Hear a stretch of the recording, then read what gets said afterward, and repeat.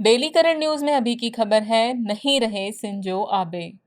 Japan के पूर्व प्रधानमंत्री शिंजो आबे की पश्चिम शहर नारा में गोली मारकर हत्या कर दी गई। वह 67 वर्ष के थे। दरअसल एक चुनाव प्रचार भाषण के दौरान उन पर गोली मारकर जानलेवा हमला किया गया था, जिसमें आबे गंभीर रूप से घायल हो गए थे।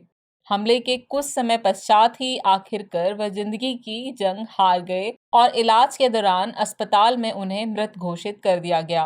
इस घटना को बेहद दुखद बताते हुए भारत के प्रधानमंत्री ने कहा कि श्री आबे ने दुनिया को एक बेहतर जगह बनाने के लिए अपना जीवन समर्पित कर दिया। साथ ही प्रधानमंत्री ने उनके प्रति भारत के गहरे सम्मान के प्रतीक के रूप में 9 जुलाई को एक दिवसीय राष्ट्रीय शोक मनाए जाने की घोषणा की है।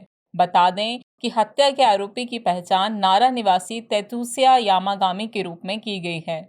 जानते हैं शिंजो आबे के बारे में। जापानी राजनेता शिंजो आबे का जन्म 21 सितंबर 1954 को टोक्यो में हुआ था। वह जापान के सबसे लंबे समय तक रहने वाले प्रधानमंत्री थे।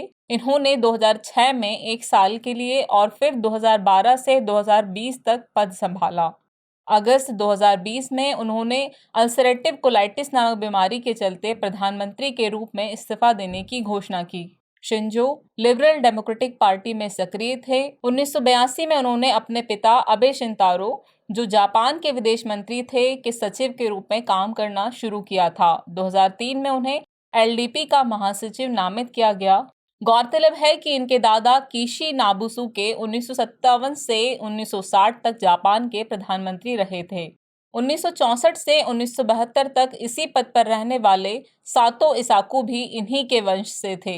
आबे ने देश की विदेश और आर्थिक नीतियों पर अमिट छाप छोड़ी। उन्होंने अपनी ट्रेडमार्क एबोनॉमिक्स नीति से विदेशों में जापान के अपने सहयोगियों के साथ संबंधों को मजबूत करने में महत्वपूर्ण भूमिका निभाई। इन्हें रक्षा खर्च में वृद्धि कर देश की सेना को मजबूत करने का भी श्रेय दिया जाता है। उनके नेतृत्व में भारत जापान संबंधों को नए आयाम मिले। आबे भारत के लिए एक मूल्यवान G7 नेता थे। 2014 में शिंजो आबे भारत के गणतंत्र दिवस परेड में मुख्य अतिथि बनने वाले पहले जापानी प्रधानमंत्री थे। 2006-2007 में अपने पहले कार्यकाल में आबे ने भारत का दौरा किया और संसद को संबोधित किया। अपने दूसरे कार्यकाल के दौरान उन्होंने 3 बार भारत का दौरा किया, जो कि किसी भी जापानी प्रधानमंत्री द्वारा सबसे ज्यादा बार रहा।